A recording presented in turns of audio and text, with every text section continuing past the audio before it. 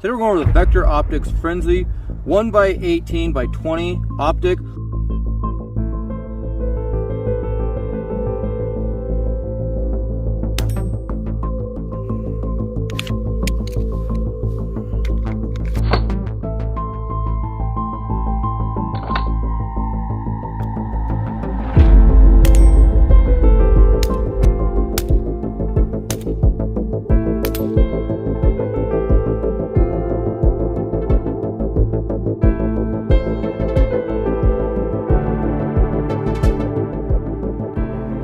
Alright, so what you're going to get in your Vector Optics Frenzy 1x18x20 FDE box is you're going to get the optic, as you guys can see already.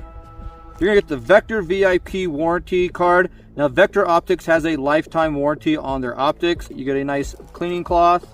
You get your owner's manual. Now, this owner's manual is a little vague. It goes over all of the Frenzy red dot sights, whether you have the Frenzy multi-reticle one that we reviewed already, or if you have this Frenzy here. If you have the solar one, whatever, it covers all of them, so it's very, very vague.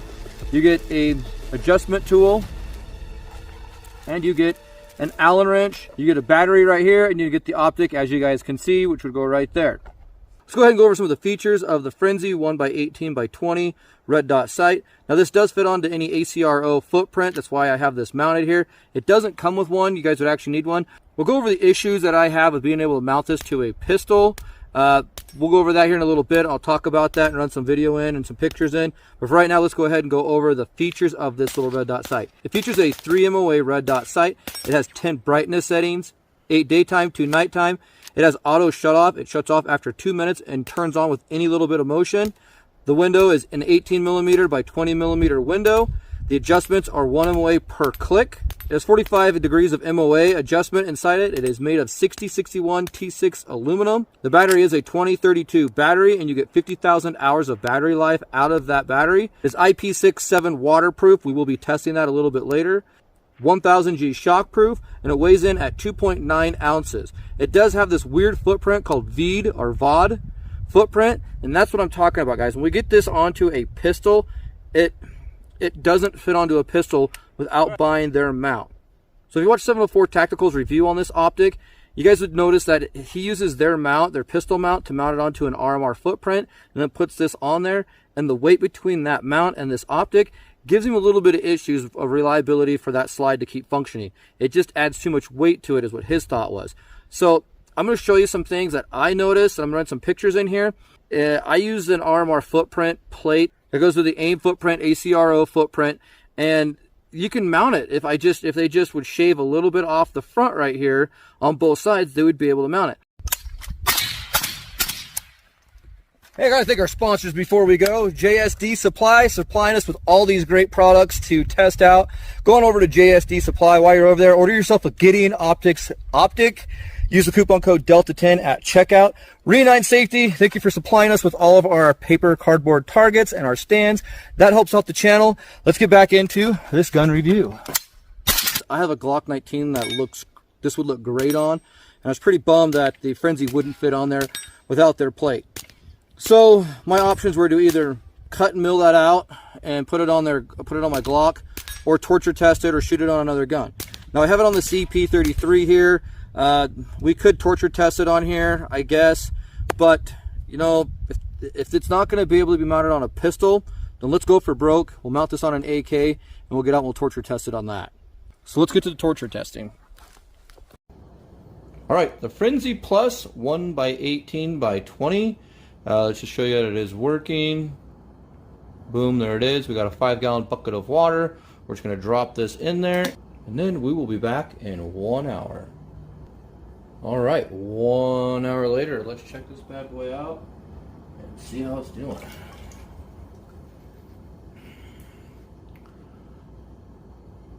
Oh, there we go. Optic is still working, reticle's still working. Let's get this into a freezer. The Frenzy Plus going into the freezer. Here we go. Boom, right there. See you in 1 hour. All right, we are just over an hour. Let's take a look at this bad boy. See how he looks. Still working. Onto the oven. 170. 170. Alright, we mounted it onto here. As you guys can see, it's still working. Whoops, there we go. Still working. Let's get it in the oven. Alright, see you in 1 hour. 1 hour later. Check this bad boy out. See how it's doing.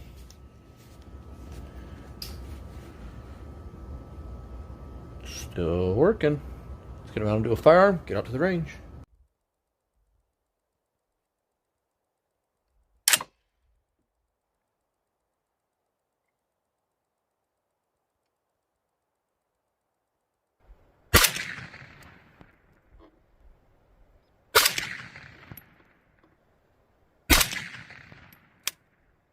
All right. Just for grins and giggles. All right, we're gonna run down. I just took a shot at the steel target to see if maybe I could hit it. So it's a 6-inch steel target down there. I did not hit it. So we'll make some adjustments and go from there.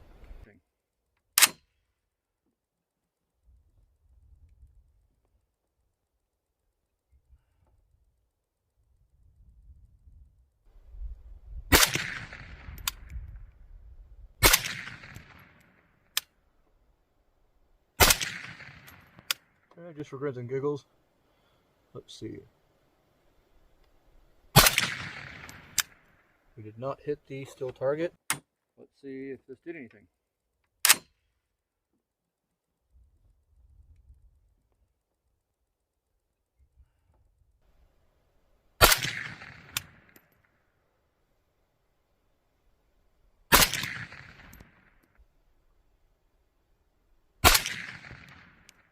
And let's go for the 6-inch gong. I think I hit it.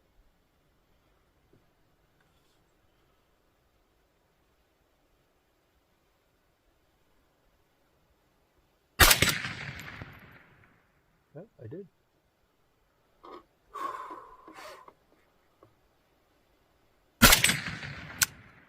I think we might be pretty close to being on. We'll run down and check, and we'll start the torture test.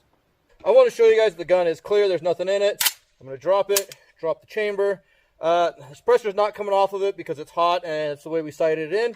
So before we get too much further into it, we got to do the world famous, God, I hope this holds up, the world famous Uncle Dan's chicken beatdown.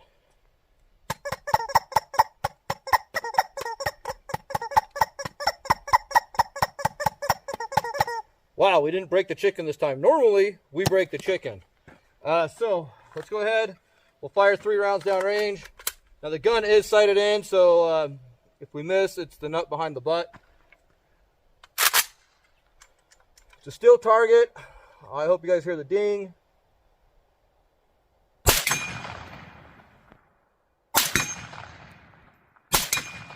All right, I'm going to make gun clear by getting the mag out and getting the last round out.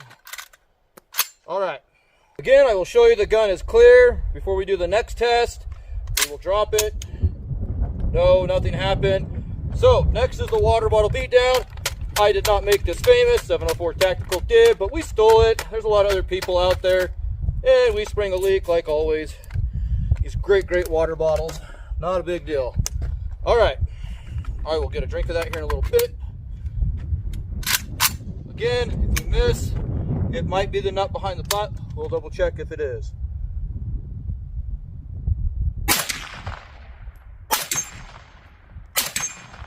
It was the nut behind the butt.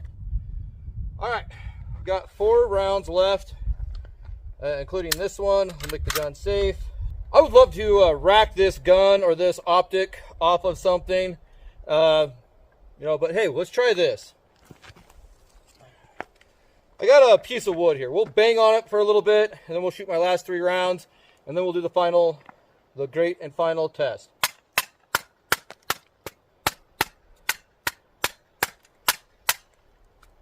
All right. Not too bad. I didn't get it too rough because it you kind of want to see if this final test will hold up. So again, that was me. I got a little anxious on the trigger. So 2 out of 3, it's holding 0. Again, let's get into the final test. What this looks like, boom, there it is. Now, truth be told, before we even got it out here, I did drop it. I dropped it like the day I got it, and it landed right here on the corner, and it wasn't too far of a drop. It was just like 3-4 feet, and it hit right there on a piece of carpet on top of concrete. So it did hold up to 1 drop already. Now we're going to drop it from different heights, more or less just from like hip height right here, as if you were carrying it like this and you just fell. I'm not going to go way up here unless I absolutely, hell, we might do the last one. We'll do the last one out at shoulder height, but we're going to do 2 drops from about hip, just between hip height and from here, and we'll see if it holds up. If it's damaged, cracked, anything like that, I'll bring it up to you guys and show you guys what it looks like. Beyond that, all we're going to do is put, just continue the drops on it. If it looks like it's shifted or something's happened, we'll try the 0 downrange. I have a mag with 3 rounds in it, and if it cracks, we'll see if it held 0. So, without further ado, let's go ahead and drop it from right here.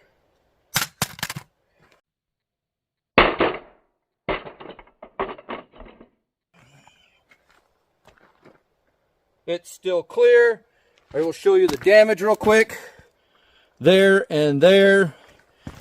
And hopefully you guys get a picture of it being clear. It is clear still. Very good. All right. Next one is going to be about a little higher, but about the same spot.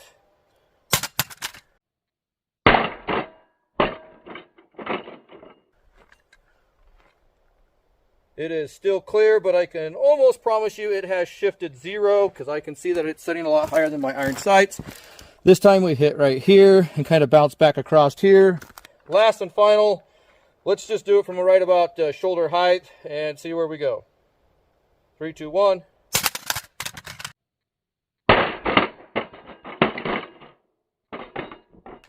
All right. Believe it or not, it held up. We have no issues. Gun mouth gun works. I should have closed that. That's on me for being stupid. But it is still on. It does look like it has shifted 0. Let's just see.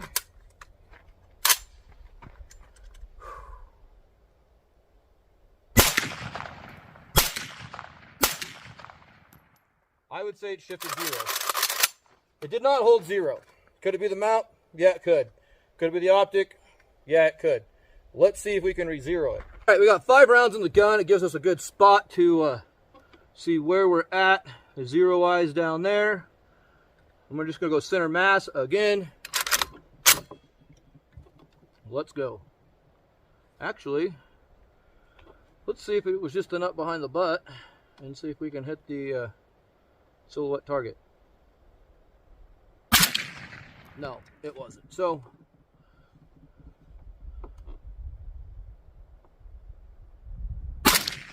no. All right. Let's see. We're going to do a 3-shot group now. Center. Punch it.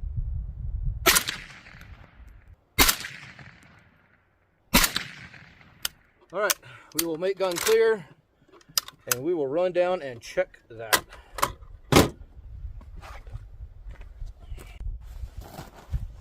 All right.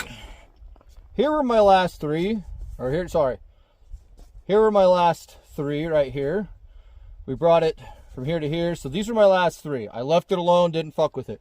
After our drop test, this was our last 3 right here. So we have dropped from here.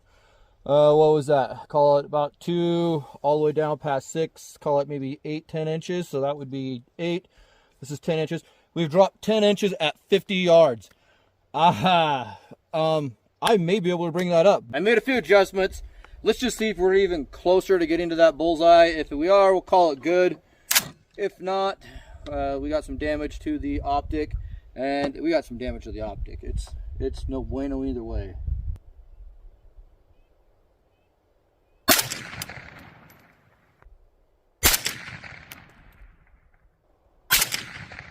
And grins and giggles, let's see if we can hit the silhouette target.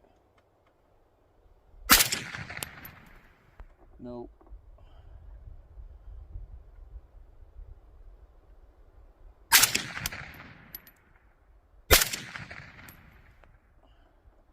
All right, I don't know where we're hitting at. I just went high, went low on it, just to see if we could find somewhere, and I couldn't find that sweet spot. So, turn down, take a look at our paper, and see if it's even adjustable or if it's even adjusting.